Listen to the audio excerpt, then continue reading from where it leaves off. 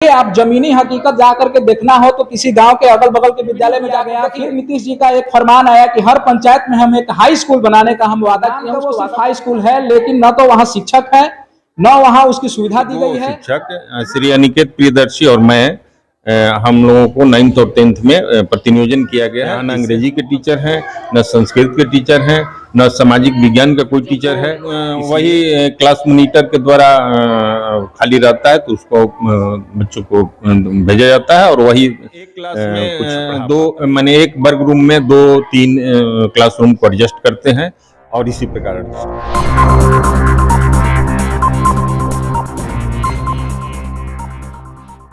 नमस्कार, आप देख रहे हैं उम्मीद फॉर नेशन। अभी हम लोग जो यहाँ जिस विद्यालय में आए हुए हैं, इस विद्यालय पहले तो वैसे ये उत्क्रमित मध्य विद्यालय गोढ़ना है। उत्क्रमित मध्य विद्यालय बाद में इसको अपग्रेड करके हाई स्कूल भी कर दिया गया। देखिए, बिहार सरकार की जो शिक्षा की नीति है क्या है, वही हम आज दिखाने के लिए आपको लाए हैं। सबसे पहले तो ये विद्यालय प्राइमरी विद्यालय हुआ करता था, 5वीं तक क्लास चलती थी। प्राइमरी के बाद फिर इसको उत्क्रमित करके मिडिल स्कूल किया गया, मध्य विद्यालय। फिर उसके बाद उत्क्रमित से बाद में फिर इसको अपग्रेड करके हाई स्कूल कर दिया गया। हाई स्कूल के साथ साथ ये +2 भी हो गया। जितना कमरा पहले था उतना ही सब कुछ, सारा व्यवस्था पहले ही वाला है, लेकिन ये +2 तक हो गया है विद्यालय। यहाँ कितनी संख्या में बच्चे पढ़ते हैं, क्या स्थिति है, हम जुड़ करके यहाँ के जो प्रभारी हैं उनसे भी जुड़ेंगे। आखिर क्या ऐसा स्थिति आ गया है बिहार में। नीतीश जी बार बार कहते हैं कि शिक्षा का स्तर हम सुधार रहे हैं, आप सब कुछ बढ़िया कर रहे हैं, अपने हिसाब से कागज पे सब कुछ हो रहा है। जमीनी हकीकत क्या है आप सोच सकते हैं। वो एक ऐसा विद्यालय जहां पे ये 2020 में ही हाई स्कूल कर दिया गया, लेकिन यहाँ पे अभी तक हाई स्कूल का कोई शिक्षक बाहर से नहीं आया है। ऐसे आप समझ सकते हैं कि जब 10 तक है तो यानी 10 क्लास तो एकदम साधारण सी बात है, लेकिन शिक्षक यहाँ कितने हैं तो मात्र 7, और वो भी एक 7 शिक्षक में से एक शिक्षक का इस महीने के लास्ट में उनका भी रिटायरमेंट है, यानी बच जाएंगे मात्र 6 शिक्षक। अब सोचिए, आप भी बताइए कि मात्र 6 शिक्षक में कैसे ये विद्यालय पढ़ा रहे हैं। 10वीं तक क्लास चल रही है, अब अगले साल से +2 में एडमिशन होगा, यहाँ शिक्षक का अलग से बहाली नहीं है, तो सोच सकते हैं कि क्या शिक्षा का व्यवस्था होगा। शिक्षा सुधारने की बात करते हैं, शिक्षक यहाँ है नहीं, तो आइए हम यहाँ के प्रभारी से जुड़ करके भी बात करते हैं कि क्या यहाँ का स्थिति है। देखिए, हम आ चुके हैं, जो ये विद्यालय में था गोढ़ना विद्यालय है, उसी के हम लोग कार्यालय में है। कार्यालय में यहाँ देखिए जो सर हमारे साथ खड़े हैं, यहाँ के प्रभारी हैं। आइए इनसे हम जुड़ करके कुछ बात करते हैं। सबसे पहले सर, उम्मीद फॉर नेशन में आपका स्वागत है। आपको भी धन्यवाद, बहुत बहुत धन्यवाद। विद्यालय में जो हम लोग आए हैं, यहाँ जो दिख रहा है भवन तो नजर आ रहा है, लेकिन जानकारी जहाँ तक मिली है कि यहाँ शिक्षक का अभाव है। तो आपके यहाँ कितने बच्चे हैं और कितने शिक्षक हैं, आप बता पाएंगे क्या? जी, मेरे यहाँ 1 से 8 तक 197 लड़के हैं और 9 to 10 में 40। यहाँ हमारे यहाँ 7 शिक्षक हैं मेरे लेकर, और उसमें 1 शिक्षक अभी सेवानिवृत्त हो रहे हैं इसी माह। बाकी हम लोग 6 बच्चे, और उसमें 1 से 10 तक क्लास चलाना पड़ता है। अब कैसे हम लोग चलाते हैं, ये बहुत बड़ी काम हो जाती है, फिर भी इसी तरह हम लोग उसको ये करते हैं, लेकिन बहुत कठिनाई होती है। यानी एक तरह से कहा जाए तो आप काम चला रहे हैं। जी। जैसे आपके यहाँ माने ऊपर जो 9th 10th का जो बच्चे हैं, तब से आपके यहाँ विद्यालय ये 9th 10th हुआ? 2020 में ये 9th 10th हुआ, यानी 2 साल हो गए। 2 साल हो गए। एक बार यहाँ से बच्चे यहाँ सेंटअप भी जी, सेंटअप भी हो गए। लेकिन शिक्षक कौन पढ़ा रहे थे, आखिर वो कैसे परीक्षा दे पाए? हम लोग 2 आदमी, इसी स्कूल के 2 शिक्षक श्री अनिकेत प्रियदर्शी और मैं, हम लोगों को 9th और 10th में प्रतिनियोजन किया गया है, जिससे हम लोग काम चलाते हैं। हम भी विज्ञान के शिक्षक हैं, गणित के, और अनिकेत प्रियदर्शी भी विज्ञान के शिक्षक हैं। यहाँ न अंग्रेजी के टीचर हैं, न संस्कृत के टीचर हैं, न सामाजिक विज्ञान का कोई टीचर है, इसलिए बाकी विषयों को काफी दिक्कत होती है हमारे बच्चों को। आखिर सर, जो आप जो बता रहे हैं कि हम ही लोग, आप में से 2 आदमी का यहाँ प्रतिनियोजन कर दिया गया हाई स्कूल में, तो आखिर जो आप तो पहले से यहाँ नीचे वाले लड़के को पढ़ाते थे, नीचे वाले क्लास के बच्चे को पढ़ाने के लिए आपके यहाँ बहाली हुई थी, लेकिन आप जब वो ऊपर के क्लास में चले जाते हैं तो फिर वो नीचे वाले क्लास के बच्चे को कैसे पढ़ाई? बच्चों को वही क्लास मॉनिटर के द्वारा खाली रहता है तो उसको बच्चों को भेजा जाता है और वही कुछ पढ़ा पाता है बच्चे। ये 10 क्लास अभी आपके यहाँ है, मान के चलिए पहली क्लास से लेकर के और 10वीं तक की आपके यहाँ पढ़ाई हो रही है विद्यालय में। तो आपके यहाँ शिक्षक आप बता रहे हैं कि साथी हैं, जी। तो फिर वो उसको कैसे मैनेज करते हैं आप? आखिर सब एक क्लास में दो माने एक वर्ग रूम में 2-3 क्लासरूम को एडजस्ट करते हैं और इसी प्रकार एडजस्ट करते हैं। पढ़ाने में कितनी परेशानी होती होगी? बहुत परेशानी, काफी परेशानी हो रही है।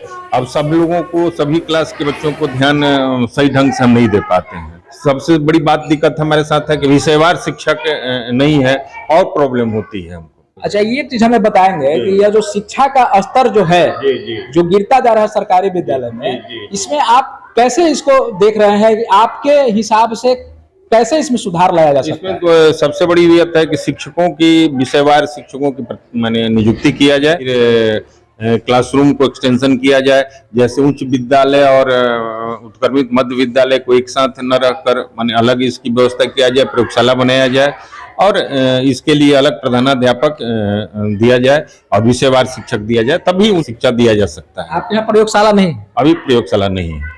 तो देखिए, यही है हमारी बिहार की बदहाल शिक्षा व्यवस्था जो सरकारी विद्यालय का है। हम लोग चैनल वाले बार बार जब इस चीज को कहते हैं तो जो सरकार में बैठे पदाधिकारी होते हैं, आला अधिकारी होते हैं, नेता भी जो लोग होते हैं या उनके जो भक्त लोग होते हैं, उनके जो किसी दल से जुड़े हुए लोग रहते हैं, वो हम लोग के ऊपर कटाक्ष करते हैं कि आप लोग सिर्फ झूठी खबर को चलाते हैं। यहाँ आइए, आप जमीनी हकीकत जाकर के देखना हो तो किसी गांव के अगल बगल के विद्यालय में जाकर देखिए कि क्या स्थिति है। हमारे बिहार की ऐसी स्थिति है कि कहीं शिक्षक का इतना अभाव है, कहीं शिक्षक बहुत ज्यादा मात्रा में है तो वहां बच्चे नहीं है, और जहां ज्यादा बच्चे हैं वहां शिक्षक नहीं है। तो आखिर कैसे सुधार होगा? आप देख सकते हैं जिस विद्यालय में हम अभी खड़े हैं, एक ऐसा विद्यालय है जो आपको पहले भी हम बता चुके हैं, जो पहले प्राइमरी था, फिर मिडिल किया गया, फिर नीतीश जी का एक फरमान आया कि हर पंचायत में हम एक हाई स्कूल बनाने का हम वादा किए हैं, उसको वादा को हम पूरा करेंगे, और आप पूरा उसको किए। वो किए कैसे? आप खुद देख सकते हैं, सैकड़ों विद्यालय आपको मिलेंगे देखने के लिए जब जाएंगे धरातल पर, कि नाम का वो सिर्फ हाई स्कूल है, लेकिन न तो वहां शिक्षक है, न वहां उसकी सुविधा दी गई है। मिडिल स्कूल के शिक्षक को ही पढ़ाने के लिए दिया जाता है, हाई स्कूल में क्या पढ़ाइए।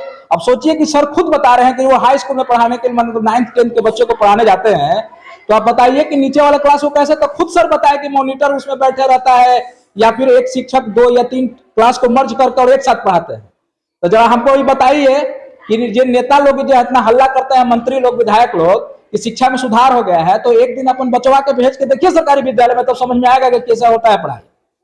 तो ये शिक्षा का स्थिति है, इसको सुधारने के लिए सब लोग को आगे आने की जरूरत है। शिक्षक को सुधारने के लिए, शिक्षा के स्तर को सुधारने के लिए सबसे बड़ा हम दोषी मानते हैं सिस्टम को। जो हमारे यहाँ सरकारी सिस्टम बनाया गया इतना गड़बड़ है, उसमें मतलब हम समझते हैं कि गुंजाइश ही नहीं है कि शिक्षा का स्तर सुधारा जा सकता है। तो इसी तरह हम अन्य विद्यालय में भी जाएंगे और अपने चैनल के माध्यम से जो जमीनी हकीकत है वो नीतीश कुमार को बताने का प्रयास करेंगे, सिस्टम को बताने का प्रयास करेंगे, और साथ ही हमारे यहाँ जो भी लोग अभिभावक हैं इस वीडियो को भी देखिए, और आपके यहाँ जो विद्यालय में कमी है उसको हम लोग को बताइए। हम लोग वहाँ आएंगे, और ऐसा नहीं कि सिर्फ विद्यालय की कमी दिखाने का हम लोग जिम्मेवारी लिए हैं, हम लोग प्रयास भी करेंगे कि शिक्षक के साथ मिल करके, और यहाँ के जो अभिभावक जिस विद्यालय के हैं उनसे भी बात करेंगे और बैठ करके उसको कैसे सुधारा जाए। अपने स्तर से तो ये भरसक प्रयास कर रहे हैं शिक्षक को पढ़ाने का, लेकिन उनको सब पर्याप्त सुविधा ही नहीं देंगे सरकार, देगी सरकार, तो कैसे हो सकता है? इसके लिए हमें लगता है कि अभिभावक एकजुट होकर के और अपने आवाज को बुलंद करने की आवश्यकता है, और अपनी हक की लड़ाई लड़ने पड़ेगी, तब हमें अच्छा शिक्षक, अच्छा शिक्षा अपने बच्चों को देने में सक्षम हो सकती है सरकार, अन्यथा वो नहीं दे पाएगी सरकार। क्योंकि एक तरफ वो बात करते हैं समानता की कि हमारे यहाँ संविधान है, हम देश आजाद हो गई है और हम सबको एक समान शिक्षा दे रहे हैं, कि कहाँ एक समान शिक्षा है? एक समान शिक्षा तो नहीं है सर। मतलब गरीब का बच्चा ही सिर्फ सरकारी विद्यालय पढ़ता है और अमीर का बच्चा प्राइवेट विद्यालय पढ़ता है, तो ये समानता तो नहीं हुई। तो ये समानता की लड़ाई लड़नी होगी हम लोगों को। जानबूझ करके सरकार चाहती है कि गरीब का बच्चा अशिक्षित ही रहे, वो पढ़ाने का एक सिर्फ ढोंग है। अगर पढ़ाना होता तो विद्यालय में शिक्षक की पर्याप्त मात्रा होती, विषयवार शिक्षक होती, और यही सब कारण है कि शिक्षा का स्तर गिरते जा रहा है। और भी हम इसी तरह के खबर से जुड़ने के लिए आप बने रहें उम्मीद 4 नेशन के साथ। जय हिंद।